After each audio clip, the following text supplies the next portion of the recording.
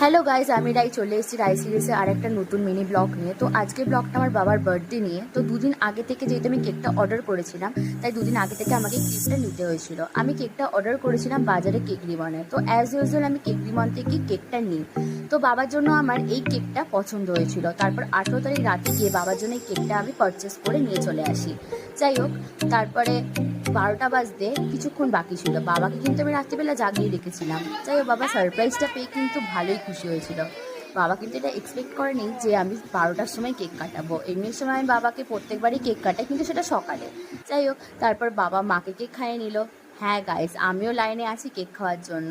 কিন্তু এটা কি হয়ে গেল, বাবা তোমায় কেক খাওয়ানো থেকে গালে বেশি মাখিয়ে দিল, কিন্তু আমাকে বেশি মাখাতে পারেনি। এখানে আমার ভাইকে কেক খাওয়াতে গিয়ে হালকা করে ভূত করে দিয়েছে। আর এটাই হচ্ছে আমার বাবার বার্থডে কেক। আর যাই হোক, এখানে আমি মিনি ব্লগটা শেষ করছি। ভালো লাগলে লাইক সাবস্ক্রাইব করে দিও।